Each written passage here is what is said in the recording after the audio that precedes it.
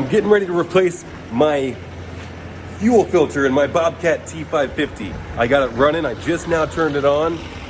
It's warming up just a little bit, but before I go ahead and just willy-nilly replace this thing, I gotta clean up the old skid loader first. It's got dust and dirt all over it. I just started it up, so it's a little bit cold. Now, that's fine. I could go ahead and spray it when it doesn't necessarily need to be hot. It's actually probably better to spray it whenever it just started up so you don't get massive temperature changes. Now, I am running hot water with my hot water heater, and my pressure washer does not have very much pressure. But having experience with working as a mechanic my entire life, I've learned from much higher educated people than myself. It's always best practice to start the engine before you spray it with a garden hose or a pressure washer or anything. You also need to be careful. But I've got the pressure washer hooked up here, and what I'm going to do is I'm just going to lightly blow the thing free. Chunks of dirt here.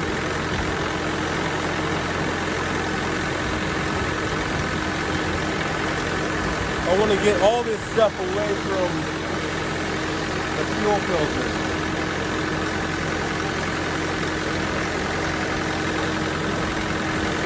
It's not going to hurt it one bit.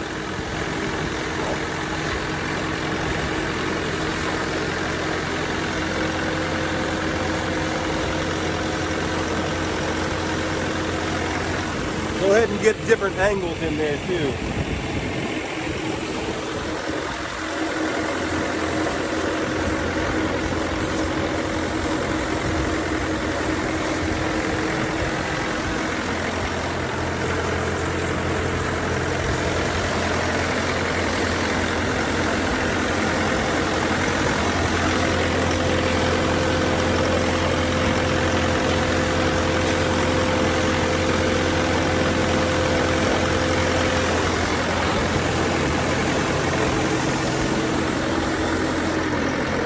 That's good enough. Now I'm going to get my air hose and I'm going to blow it dry.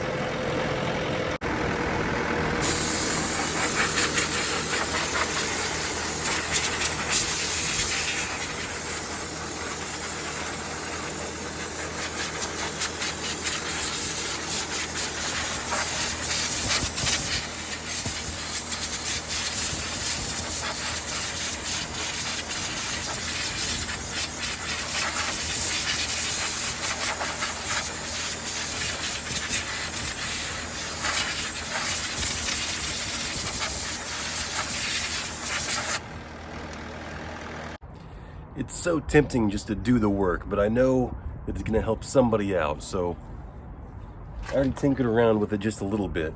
We got the super clean fuel filter right here.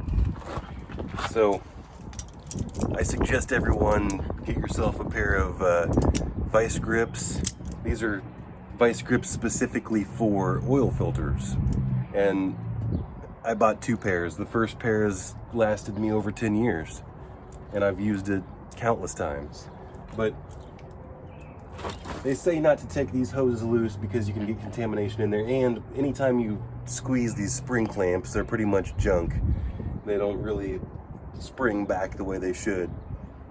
And anytime you pull the hose off, it's probably best to chop it off and put it, you know what I mean. So let's just move on. What I did here was I was able to sneak this vice grip in here, and I was able to just move the cap off just a little bit. I don't think it's necessary to take this bleeder screw off the top first, but I think that's probably about a 5mm hex in the top of that. But I love my Nipex pliers. They're so handy and they're so grippy that I don't even believe that I need. Let's see if it'll come out this way. Now, I'm not replacing this.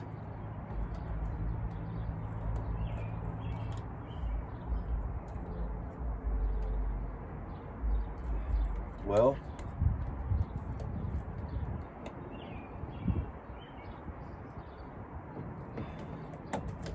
it did come loose, but that was a little bit more snug than I would have thought.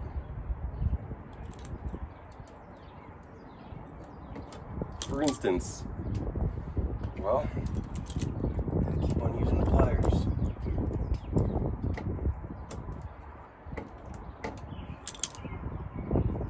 Let's say that this screw cap, because I believe it's aluminum, let's say you stripped it out anyway. Well, I was able to unscrew that just with my pliers. So let's put that in a safe spot.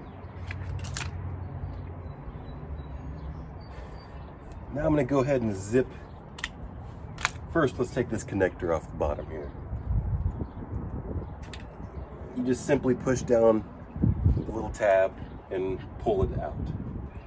So now that I got the cap loose,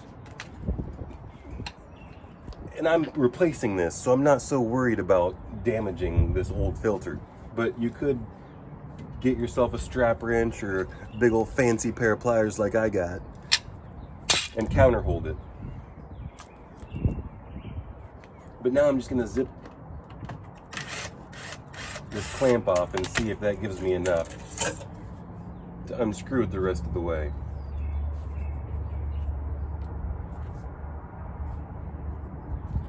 So what I'm going to do is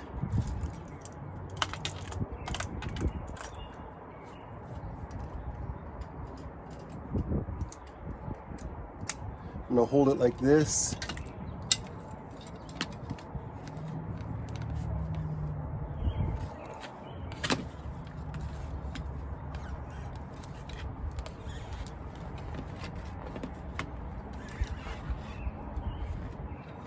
That's tighter than what I would have expected.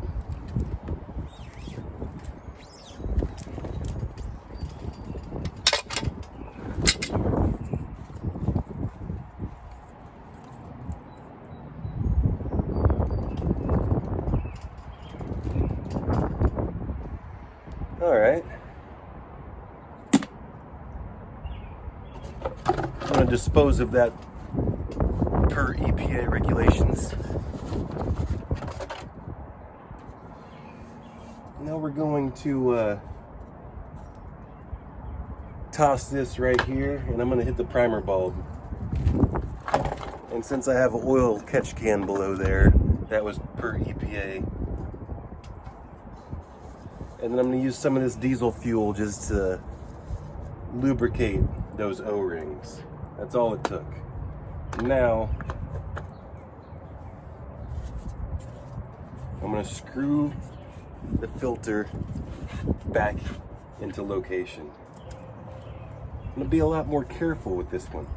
You want to be careful with both of these fittings on the bottom as to not disturb them. As you're spinning, you want to be careful with these hoses and the fittings. So what I'm going to do is, I am nursing a thumb injury, so I'm being more cautious than what I normally would be.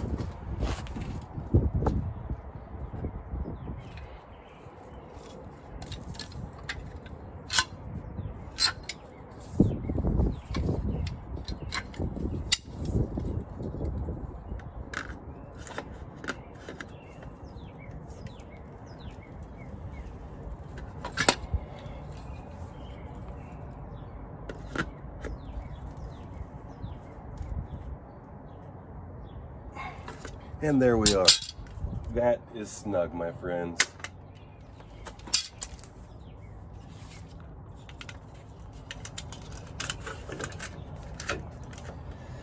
This clamp is no longer long enough, but I did get 2 new clamps in this bag.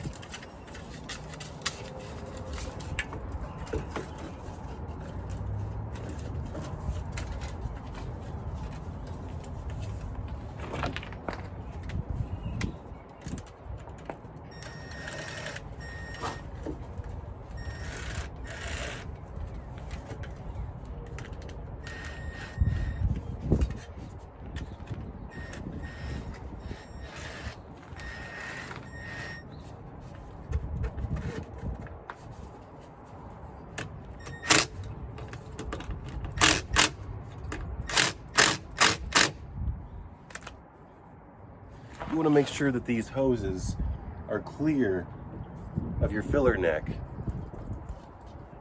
Don't forget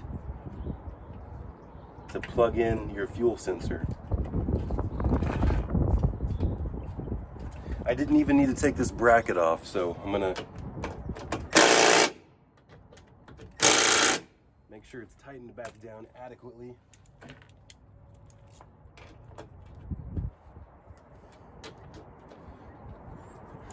With this cap still off, I'm gonna go ahead and prime.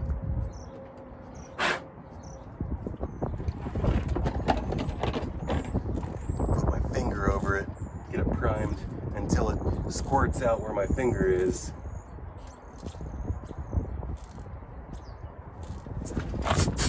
See the air pushing out?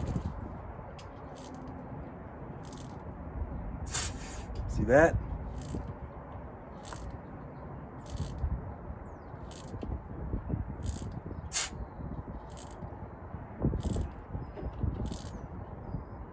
You will feel this primer bulb get stiff.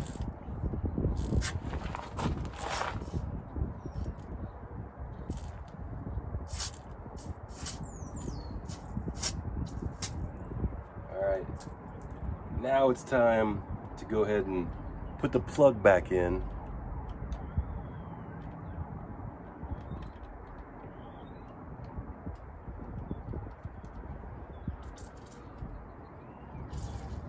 We're gonna wait until the air bubbles are all evacuated out.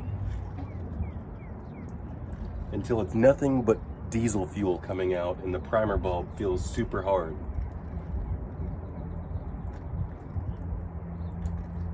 It's very important not to run the pump dry.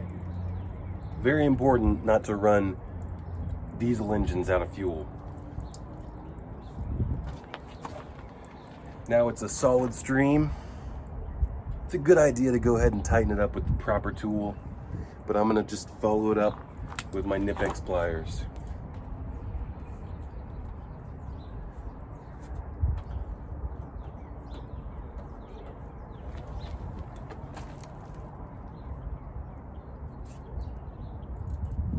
There we are.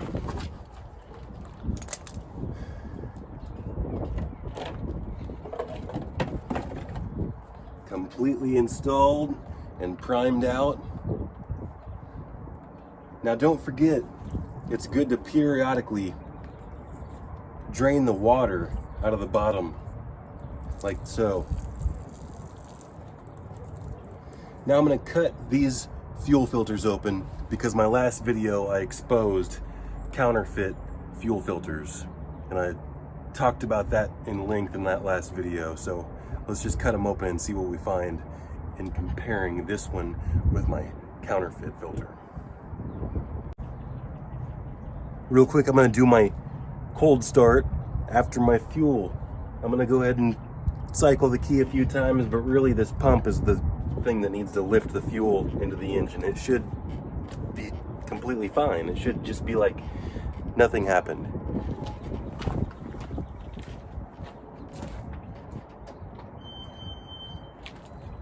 You always have to wait for the glow plugs to warm up on the diesel.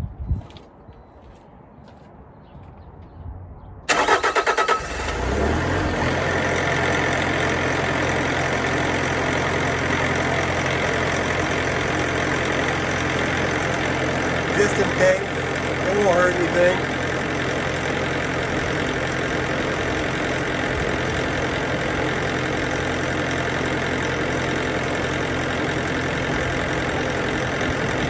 Until it feels firm.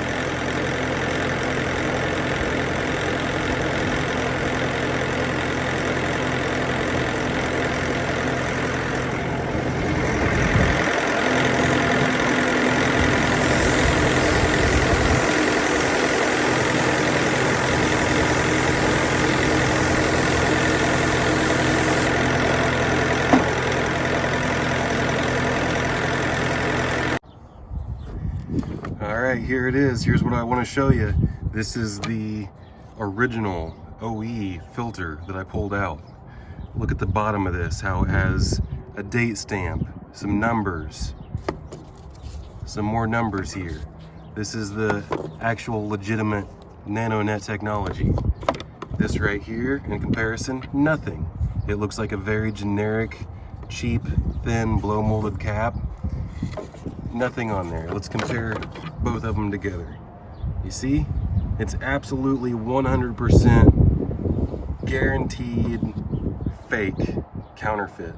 Not just fake, counterfeit, as in they're saying that this is the genuine OE with the actual label and everything on it, but it's absolutely 100% counterfeit. Get what you pay for, friends.